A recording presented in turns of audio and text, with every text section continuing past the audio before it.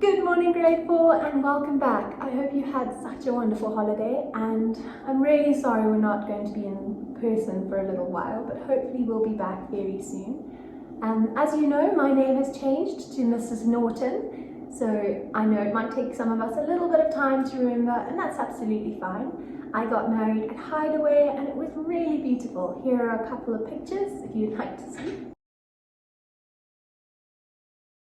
What we do in grade 4 is we go on a virtual tour of the world where we go to different places, we look at places, we learn about them, we learn about the art, the people, the culture, and we create an artwork inspired by that place and those people. Something so wonderful is the world is so different and we can learn so much from different people, from different places, and we can become inspired by them. It's always important to learn. So what we're going to do is we're going to do our best to go in and learn about different artworks, different places, and today we're going to be learning about Machu Picchu. That is a place in Peru. It is beautiful. It has lots of llamas, so we're going to do an artwork about llamas. Something that's so cool about Peru is that people use textiles, so textiles like cloth that you use to make clothes. They use the textiles to tell stories, and it is a beautiful way of visual storytelling. It's a way of passing stories down generations. It's a way of sharing your story with the world. And I think that's really, really special. It's such a cool thing to do. And that's what we do in art. In art, we create an artwork and we use that artwork to tell some sort of story. The textiles that they use are beautiful and bright, and I would love your artwork to be beautiful and bright today. Whether you're using twisties, let me show you what I've got here, whether you're using twisties or pencil colors or paint or cookies, whatever you're using, just use whatever you have available at home and just do your best. Let's get into the lesson. Art inspired by Peru. This is Machu Picchu, a famous historical site in Peru. It is home to about 30 llamas. These llamas all have name tags and often appear in tourists' photographs. Llamas are very important in Peru. They are important for food, carrying things, and clothing, which is what we're going to look at today. Look at those beautiful vibrant colors. Please pay attention to the colors and the patterns. I would like you to use them in your art today. Now that we've learned about llamas and Peru, it's time to get started. Today, we're going to be drawing a llama at Machu Picchu.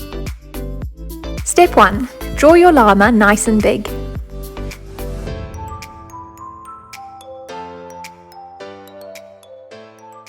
Once you've done your llama and you're happy with it, you are welcome to go over it in a marker. Just make sure that the marker is waterproof if you are going to use it before you paint.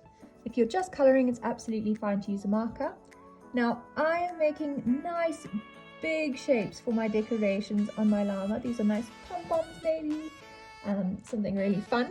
And I actually think these things I'm also going to make a little bit thicker just so I can add some more colour in there as well.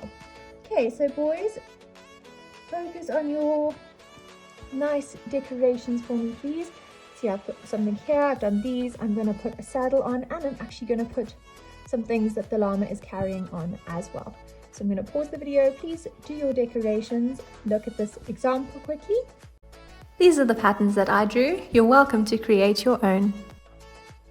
And then once you've finished, then we're going to start colouring in our picture.